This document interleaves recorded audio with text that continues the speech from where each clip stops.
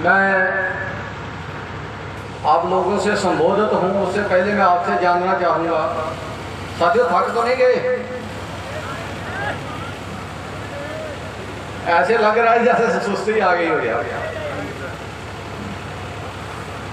एक जो मेरे साथी आसपास खड़े हैं, छांव ढूंढ रहे हैं, पानी ढूंढ रहे हैं या साइड से बचने की कोशिश कर रहे हैं, मैं उनसे जरूर निवेदन करना चाहूँगा कि आज भले हमें ये रास्ता आसान लग रहा हो, पर रिटायरमेंट के बाद अगर परिस्थितियाँ ऐसी रही तो फिर भैया कहाँ जाएंगे, ये जरा का आत्ममंथन कर लीजिए।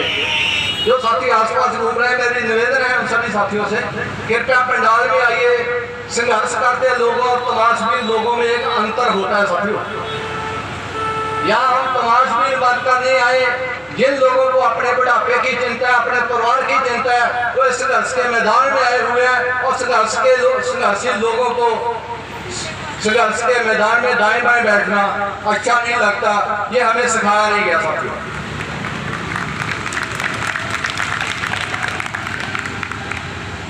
हमारे महबूब नायक शहीद आजम सरदार भगत सिंह की फिरोजपुर कर्म भूमि है।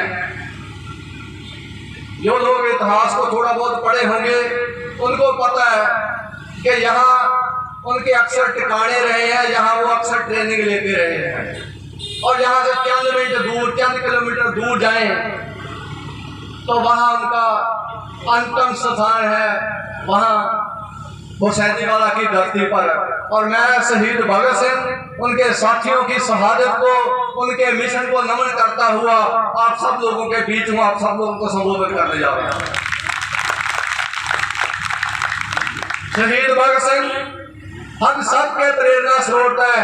जब हम कभी निराशा का शिकार होते हैं, जब कभी हम हताशा का शिकार होते हैं, तो वहां से एक रोशनी मिलती है, वहां से एक ताकत मिलती है। जो जगमगाते होते हैं मेरे जैसे, उनको सही रास्ते पर ले आती है। मैं उन शहीदों की धरती को, उन शहीदों को, उनके विचारों को, उनके मिशन को नमन करता हूँ, सलाम करता हूँ साथियों। आज ये जितनी भी मूवमेंट जहाँ तक पहुंची है, इसके पीछे सीधे रूप में उस शहीदों की शहादत का, उनके विचारधारा का असर है साथियों। और मंच पर विराजमान मेरे बहुत ही सत्कार साथी सोमनाथ भागरा जी, जिन्होंने फिरोजपुर डिवीजन को अगुवाई दी, साथी नवीन राठी जी, जिन दोनों लोगों ने जोड़ी बनाकर इस मिशन को आगे लेकर गए और एनपीएस के खिलाफ जो हमारा मिशन है ओपीएस के लिए, उसके लिए फिरोजपुर के हमारे साथियों की बाजू पकड़ी। मेरे साथी बत्रा जी, अतिरिक्त सचिव फ्रंट अगेंस्ट एनपीएस इन रेलवे, साथी कृष्ण कुमार जी, महासचिव एनआरईयू और सहायक सचिव इंडियन रेलवे एम्प्लॉय फेडरेशन, मेरे बहुत ही सत्कार साथी रतन चंद जी, जिनको आपने दिल्ली के रामलीला मैदान में इनका एक गेटअप आप लोगों ने देखा होगा, वो यादगारी बना है। और ओपीएस में आते हुए मेरे ख्याल से एनपीएस का ऐसा कोई संघर्ष नहीं है जिसमें उनकी डायरेक्ट इनडायरेक्ट भागीदारी ना रही हो। हमारी इकलौती बहना जो मंच पर हमारे साथ बैठी थी,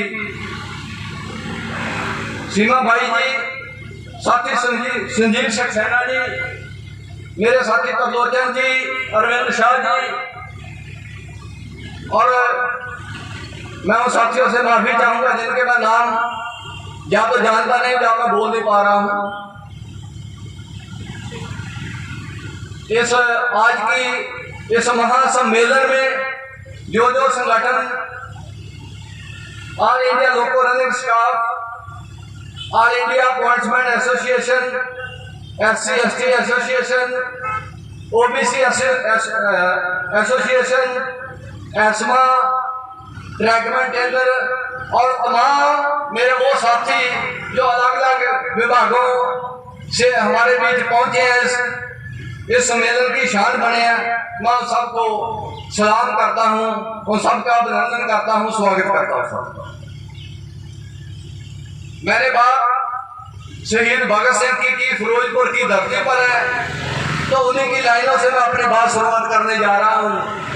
कि मेरे ख्यालों से इस कदर वाकिफ है कलम मेरी, मेरे ख्यालों से इस कदर वाकिफ है कलम मेरी, मैं अगर इश्क भी लिखना चाहूँ तो NPS रद्द करो लिखा जाता है, मैं अगर इश्क भी लिखना चाहूँ तो पुरानी पेंशन स्कीम बहाल करो लिखा जाता है, मैं अगर इश्क भी लिखना चाहूँ तो NPS रद्द करो लिखा जाता है।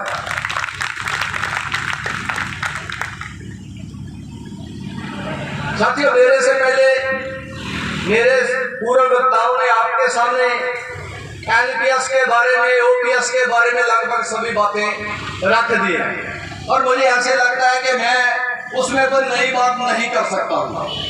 मैं आपसे एक सवाल पूछना चाहता हूँ, क्या OPS बहाल हो सकती है साथियों?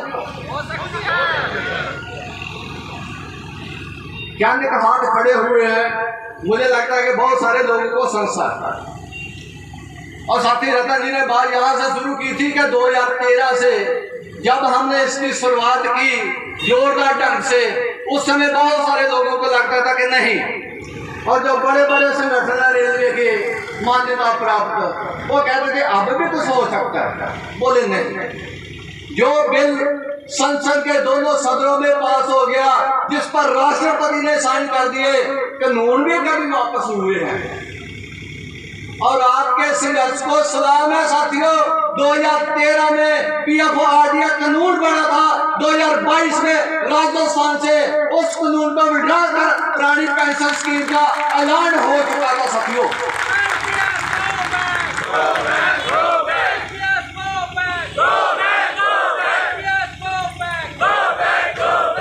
कौन कहता है कि आसमान में सेद नहीं हो सकता? एक पत्थर तो तबीयत से उछालो मेरे यारो, एक पत्थर तबीयत से उछला। 6 राज्यों में पुरानी पेंशन स्कीम या तो बहाल हो चुकी है या ऐलान हो चुका साथियों। और आपके संघर्ष की प्राप्ति पता क्या है? आपने देखा होगा 2003 में हमारा जो गला काटने की तैयारी वाजपेयी साहब की सरकार ने की थी, NDA बोलते हैं उसको, हम BJP कह सकते हैं, परंतु 2013 में UPA की सरकार थी, कांग्रेस की सरकार थी, मनमोहन सिंह उसके प्रधानमंत्री थे, P चिदम्बरम साहब उसके वित्त मंत्री थे। और पता उन्होंने क्या कहा था 2013 में, सितंबर 2013 में मनमोहन सिंह जी, P चिदम्बरम ने प्रेस को स्टेटमेंट देते हुए ये बातें कही थी कि हमने पेंशन सुधारों का पहला चरण पूरा कर लिया, अब अगले की तैयारी है। और आपने अगर उसी कांग्रेस को 9 वर्ष के बाद राजस्थान में अगर धूल चिटा दी तो ये आपकी ताकत है साथियों। वही कांग्रेस अपना खून का त्याग को मजबूर हो चुकी। और इससे बड़ी प्राप्ति, कोई राजनीतिक पार्टी जब संसद में इस पर छटपुट बहस हुई, किसी ने विरोध नहीं किया, एक वामपंथ को छोड़ दे थोड़ा बहुत। आज आप इस देश की हालात ये है कि एक तरफ सूची अपोजिशन खड़ी है, उसमें कांग्रेस भी है, उसमें सपा भी है, उसमें बसपा भी है, उसमें वामपंथ वाले भी है, उसमें तमाम लोग हैं, आम आदमी पार्टी भी है उसमें। वो एक तरफ खड़े हैं और BJP अभी कह रही है नहीं, ये नहीं बहाल होगी। और चंद समय पहले मेरे साथी कहा करते थे, मुझे 2019 का याद है, वो उस समय अरुण जेटली साहब वित्त मंत्री थे, वो कहते थे कि पेंशन किसको देनी है किसको नहीं देनी ये संसद तय करेगी, ये संसद का अधिकार है। तो हमने रामलीला मैदान से ये ललकारा था कि फिर किसको संसद में भेजना है किसको नहीं भेजना है, ये हमारा अधिकार है साथियों।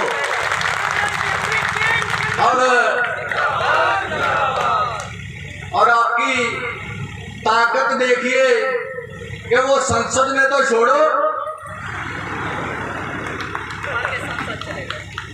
लोगों से जो पंगा लेगा लोग उनको ऐसे नहीं बख्शे। अब जो सरकार कह रही है कि नहीं OPS नहीं बहाल हो सकती, तो मैं सत्य थोड़ा सा आपको फ्लैशबैक में ले जाना चाहता हूँ। 3 कृषि कानून आए साथियों, इस देश का अन्नदाता दिल्ली की सरहदों पर बैठा 1 साल बैठा रहा, क्या कहते थे हमारे प्रधानमंत्री जी बहुत अच्छे कानून हैं, किसानों के लिए लाए हैं, किसानों को समझ नहीं आ रही। और एक दिन चकाचक उनको ध्यान आता है कि ये लोग टलने वाले नहीं हैं, फिर टीवी पर आ जाते हैं सुबह सुबह। वो कहते हैं हमारी तपस्या में कोई कमी रह गई शायद, हम ये 3 कृषि कानूनों को वापस ले रहे हैं। ऐसा माहौल हम आपके सामने हमें दिख रहा है साथियों। थोड़ा सा संघर्ष में और जी जान से जुट जाइए, दीप से दीप जलाइए। आज फिरोजपुर में पहल हुई है सभी साथियों को जिन्होंने दिन रात एक किया है, एक एक साथी के पास अपना पैम्फलेट लेकर गए हैं, उसके साथ रिक्वेस्ट की है कि आइए भैया, हमारे आपके बुढ़ापे की लाठी की सुरक्षा करनी है, हमने पुरानी पेंशन लेनी है, अपने अपने परिवार का बुढ़ापा सुरक्षित करना है। इस महासम्मेलन में आइए। मैं उन सभी साथियों को दिल से सलाम करता हूँ और मैं दावे के साथ कहता हूँ, आप लोगों की जब की गई मेहनत है 110% रंग लाएगी और 2024 से पहले पुरानी पेंशन स्कीम बहाल होगी साथियों। बड़े अजीब तर्क दिए जाते हैं, मेरे साथी बोल कर गए। वो कहते हैं कर्मचारियों को पेंशन नहीं दी जाएगी, क्यों? खजाने पर बोझ बढ़ता है, सरकार के पास पैसा नहीं है, संसाधन नहीं है। वो कर्मचारी जिन्होंने 30-35 साल इस देश के लिए दिया है, जिन्होंने रेल चलाई है, रेल का विकास किया, देश का विकास किया, जिनके पास रिटायरमेंट के बाद और कोई वसीले नहीं होंगे और कोई संसाधन नहीं होंगे, उनकी पेंशन सरकारी खजाने पर बोझ है। परंतु जो हमारी वोट लेकर देश के विधानसभा में बैठे हैं, संसद में बैठे हैं, उनकी पेंशन क्या देश के खजाने पर खून बरसा रही है, ये हमने सवाल खड़ा करना साथियों।